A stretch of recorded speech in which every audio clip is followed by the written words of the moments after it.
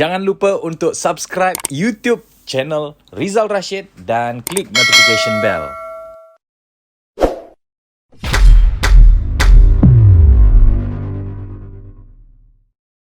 Kalau kita ada challenge ketiga-tiga ni, yang pertama self-talk, yang kedua compare to others, dan yang ketiga support from others, kita ada challenge benda ni. Tapi kita juga ada ubat yang kita telah kongsikan dengan tuan-tuan dan puan-puan. So, apa ubat bagi ketiga-tiga challenge ini tuan-tuan dan puan? Ubatnya yang pertama adalah mentor. Saya nak kongsikan sedikit tentang motivational mentor. Okey, untuk makluman tuan-tuan dan puan, kenapa motivational mentor ni kita perlu ada? Sebab kita ni manusia. Ada kalanya kita punya motivasi naik, ada kalanya turun. Berapa ramai yang setuju tuan-tuan dan puan? Semua pun ada. Saya sendiri pun ada momen-momen kejatuhan emosi ataupun motivation kita. So that is why kita wajib ada motivational mentor. And tuan-tuan, the best part, di YouTube, di Google banyak sangat yang kita boleh refer untuk menjadi sebagai motivational mentor ataupun orang yang kita boleh naikkan kita punya motivation. So again, yang pertama motivational mentor. Motivational mentor sangat perlu untuk naikkan kita punya motivasi dan anda boleh cari dekat YouTube lah. Itu yang pertama.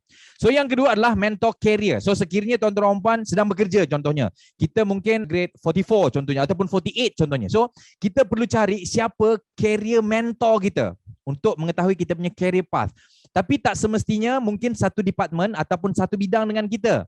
Alright? As long as mereka tu adalah lebih tinggi daripada kita. Contoh, mungkin kita berada dalam bidang audit contohnya. Mungkin kita nak bermentorkan orang ataupun CEO contoh. Boleh, tak ada masalah. As long as dia lebih tinggi daripada kita. So itu adalah business ataupun career mentor. Right, career mentor. Untuk business mentor ni tuan-tuan dan puan, sama juga. Kalaulah kita buat business, kita boleh cari mana-mana mentor yang lebih berjaya daripada kita, yang lebih tinggi daripada kita. Dan it's okay kalau dianya bukan daripada bisnes kita. Macam contoh, saya dalam bidang pendidikan, my mentor dalam bidang perubatan contohnya. Boleh, tak ada masalah. As long as dia lebih tinggi daripada kita. So, itu adalah mentor kedua. So, untuk mentor kedua ni tuan-tuan dan puan, juga anda boleh cari di YouTube pun boleh. Tapi lebih bagus sekiranya kita boleh tanya dia secara berdepan. Alright. So, macam contoh, my uncle is my business mentor yang saya kata Datuk daripada Sabah tu kan. So itu adalah my business mentor. Yang ketiga tuan-tuan dan puan, technical mentor. So technical mentor ni adalah orang yang boleh guide kita secara technically. Right? Contoh kita berada dalam bidang kewangan contohnya.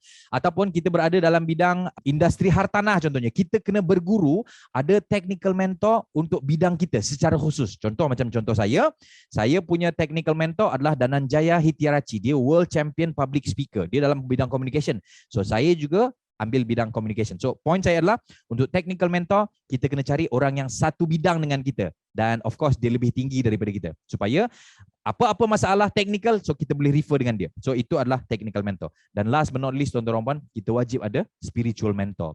Dan benda ni saya tak ada dulu. Masa tahun bila saya tak ingat, beberapa tahun lepas benda ni saya tak ada. Kita tahu kita perlu ada mentor. Tapi saya ada mentor motivasi, mentor career ataupun mentor business, dan saya ada technical mentor saja. Spiritual mentor saya tak ada. Apa jadi tuan-tuan dan puan? Kita rasa tak puas. Contoh.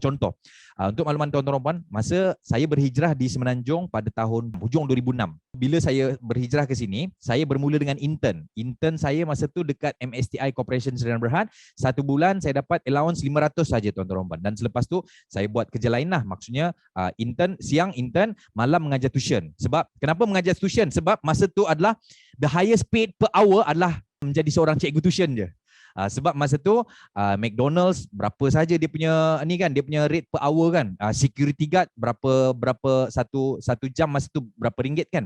Dan masa tu cikgu tuition adalah paling tinggi. Masa tu saya dapati 1 jam RM15 masa tu. Alright. So saya pun pergi ke tuition. So selepas beberapa ketika saya diserap bekerja dan kemudian saya dapat gaji lah. Tapi sebelum saya dapat gaji tu tuan-tuan dan puan, saya kata ya Allah ya Tuhanku, kalau aku dapat 1,007 ni puas ni ya Allah, aku rasa cukup. Alhamdulillah pada tahun 2007, awal 2007, selepas grad saja, selepas konvo, company yang saya intern dulu ambil saya bekerja terus dan alhamdulillah saya memang dapat gaji 1,007 masa tu. So saya pun kata yes ya Allah, syukur ya Allah, thank you Allah. Tapi selepas 3 bulan, selepas dah dapat gaji tu, saya rasa macam tak puas tau. Aku rasa macam tak cukup je 1,007 ni. Yelah KL kan. Of course lah, Starbucks ni. Contoh itu dulu, itu pandangan dulu kan. So, tuan-tuan saya pun kata, ya Allah, kalaulah aku punya gaji 1,008 ni cukup ni. Dan alhamdulillah tuan-tuan gaji saya naik ke 1,800. So saya mengatakan, ya Allah, syukur Allah. Selepas naik tuan-tuan, saya pun selepas bulan pertama, bulan kedua, bulan ketiga, bulan keempat, selepas beberapa bulan, kita rasa macam tak cukup tau. Aku rasa tak cukup lah 1,800. Aku rasa 2,000 cukup kot. Dan kemudian saya berpindah ke satu company lagi lah. So masa saya bekerja di company tu, gaji yang ditawarkan lebih tinggi daripada previous company. So saya pun kata, ya Allah, cukup ya Allah, syukur ya Allah. Dan beberapa bulan selepasnya pun sama. Dia masih ada rasa macam tak cukup, tak cukup. Orang kata tak bersyukur, tak juga. Tapi lebih kurang macam tu lah. That was me before. Na'udzubillah. So point saya tuan-tuan, semakin hari, bila saya nak dapat gaji sekian, saya dapat Alhamdulillah. Lepas tu, nak lagi semakin tinggi, tak puas juga. Akhirnya, saya kata, aku rasa bukan gaji ni. Aku rasa aku punya pangkat kot, jawatan kot. Dan tuan-tuan, saya masih ingat 2008, ujung 2008 masa saya rasa, aku ni bukan isu gaji ni. Aku rasa isu jawatan ni. Aku rasa aku nak jadi manager lah. Alhamdulillah, saya dinaikkan pangkat daripada eksekutif. Lepas tu buat naik jadi Alhamdulillah eksekutif kanan, senior exec, dan kemudian dinaikkan pangkat ke pangkat manager. Kita pun Alhamdulillah. Masa kita exchange card tu kan, this is my card, macam orang pun wah, manager. Masa tu macam kepak di dada lah. Astagfirullahalazim. Tapi again, tuan-tuan, selepas beberapa ketika, kita masih tak puas. So apa yang saya perasan, bila kita ada satu level dan kita capai level tu, kita ada tendensi tak puas. So that is human. Dan itulah perkara yang terjadi dekat saya. Saya pun kata, wah, aku rasa bukan kerja ni. Masa tu dah naik manager. Lepas tu dah naik timbalan ketua jabatan. Dah naik ketua jabatan pun tak puas juga, tuan-tuan. Akhirnya, saya pun berhenti kerja. Saya pun kata, aku rasa aku nak berhenti kerja ni. Mungkin aku buat bisnes lagi puas kot. Of course. Buat bisnes, kita lagi puas. Tapi selepas beberapa bulan, selepas beberapa tahun, pun tak puas-puas juga. Akhirnya, one of my friend, dia kata, bro, kau kena ada murabbi. Murabbi ni cikgu lah, nak senang faham lah. So itulah yang kita panggil sebagai spiritual mentor. Bila kita ada spiritual mentor, dekat situlah dialah yang akan tarbiyah kita, dialah yang akan maksudnya membantu kita untuk ubat hati ni, tuan-tuan. Saya punya spiritual mentor ada beberapa orang lah. Dan untuk makluman tuan-tuan, spiritual mentor ni dia kena orang yang boleh communicate dengan tuan-tuan secara one-to-one. So dia bukanlah orang yang kita tengok di YouTube. Boleh, tak ada masalah, tapi lebih bagus tuan-tuan orang yang boleh kita tanya dia secara one-to-one.